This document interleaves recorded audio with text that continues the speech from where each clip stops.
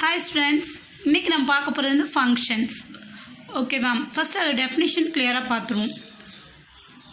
A relation f between two non-empty sets x and y is called a function from x to y.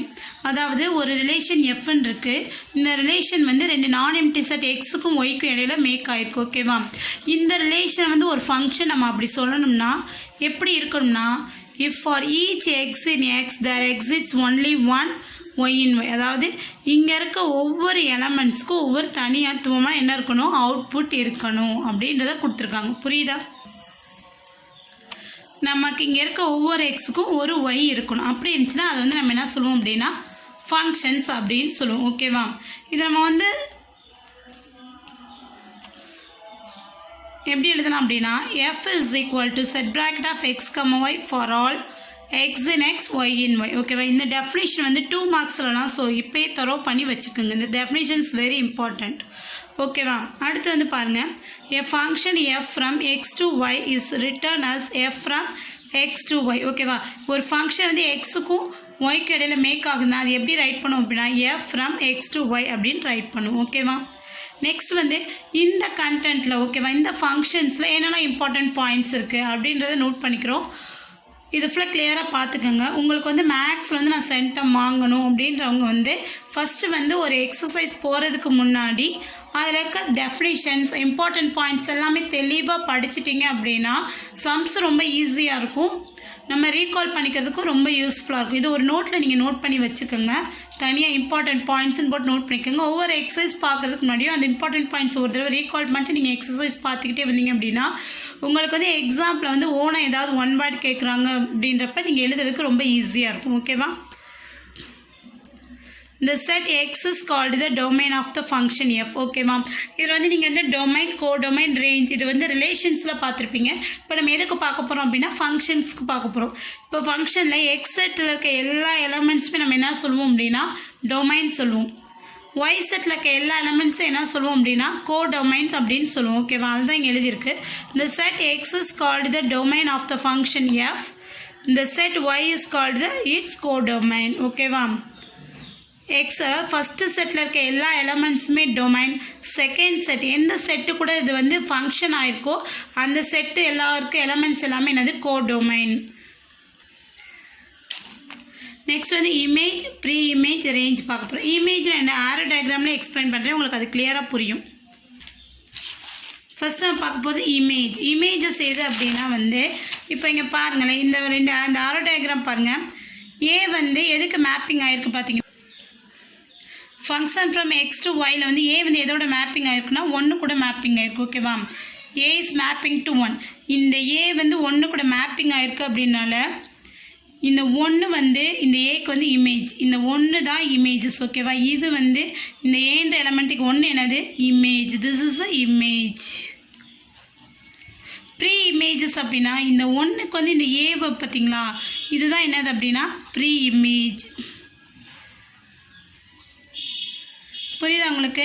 This is a image, this is a pre image. Clear? அடுத்த range. Range பார்த்தீங்க அப்படின்னா வந்து இந்த second set இருக்குது பார்த்தீங்களா, இது எதெல்லாம் வந்து ஃபஸ்ட்டு செட்டோட மேப்பிங் ஆகிருக்கோ அது மட்டும் ரேஞ்ச். இப்போ இங்கே 1 2 3 எல்லா எலமெண்ட்ஸுமே மேக்கிங் ஆகிருக்கும். ஸோ திஸ் 1 2 3 எல்லாமே ரேஞ்ச் தான். இங்கே வந்து ஃபார் எக்ஸாம்பிள் இங்கே ஒரு 4 இருக்குதுன்னு வச்சுக்கோங்களேன்.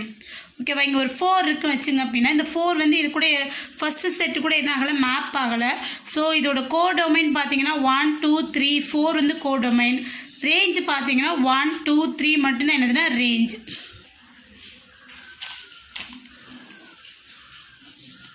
அடுத்து நம்ம பார்க்க போகிற பாயிண்ட் வந்து இம்பார்ட்டன்ட் பாயிண்ட் வந்து F from X to Y is a function only F. அதாவது இது வந்து ஃபங்க்ஷனாக இருக்கணும், அதாவது ஒரு ரிலேஷன் வந்து ஃபங்க்ஷனாக தான் இருக்கணும் அப்படின்னா அதுக்கான கண்டிஷன் என்ன அப்படின்னா ஃபர்ஸ்ட் ஒன் வந்து every element in the domain of F has an image. அதாவது ஃபஸ்ட்டு செட்டில் இருக்க எல்லா எலமெண்ட்ஸுமே இங்கே இருக்குது பார்த்தீங்களா, இந்த ஃபஸ்ட்டு செட்டில் இருக்க எல்லா எலமெண்ட்ஸுமே இமேஜஸ் கண்டிப்பாக இருக்கணும். அதாவது இங்கேருந்து போகிற எல்லாமே என்ன ஆகிருக்கணும், மேப்பிங் ஆகிருக்கணும் கண்டிப்பாக. புரியுதா? செகண்ட் பாயிண்ட்னா த இமேஜ் இஸ் யூனிக். அதாவது நமக்கு கிடைக்கிற இமேஜ் எப்படி இருக்கணுமா, யூனிக்காக இருக்கணும். ஓகேவா? அதாவது இப்போ ஒரு நம்பருக்கு வந்து 2 ஆன்சர் வரக்கூடாது. நம்ம ஒவ்வொரு நம்பருக்கும் ஒவ்வொரு ஆன்சர் வரணும். ஓகேவா? இப்போ உங்கள் புக்கில் வந்து இங்கே பார்த்துக்கோங்க, இந்த 3 காலம்ஸ் இருக்கா, இதில் பாருங்கள், இது உங்களுக்கு புரியும். இந்த ஃபங்க்ஷன்னா என்ன அப்படின்றது இதில் 3ல கரெக்டாக புரியும். ஃபஸ்ட்டு பாருங்கள், இது ஒரு செட், இது ஒரு செட், இது ரெண்டுக்கு மேப்பிங் பண்ணியிருக்கோமா, இங்கே இருக்க ஒவ்வொரு எலமெண்ட்டுக்கும் ஒவ்வொன்று கூட கனெக்ட் ஆகிருக்கா, மேப்பிங் ஆகிருக்கா. So this is a function. ஓகேவா, பிகாஸ் இங்கே ஒவ்வொரு இன்புட்டுக்கும் ஒவ்வொரு அவுட்புட் கிடச்சிருக்கு, சிங்கிள் அவுட்புட் கிடச்சிருக்கு. So this is a function. அடுத்து இங்கே பாருங்கள், இங்கே அதே மாதிரி என்ன இருக்குது, இங்கே ஒவ்வொரு எலமெண்ட் இருக்குது, இது என்ன இருக்குது, இங்கே இன்னொரு எலமெண்ட்டோட கனெக்ட் ஆகிருக்கு. பட் பாருங்கள், 1 வந்து எம்மோட கனெக்ட் ஆகிருக்கு, 2 வந்து என்னோட கனெக்ட் ஆகிருக்கு, 3 வந்து என்னோட கனெக்ட் ஆகிருக்கு. ஓகே, இங்கே ஒவ்வொரு இன்புட்டுக்கும் ஒரு அவுட்புட் கிடச்சிருச்சு.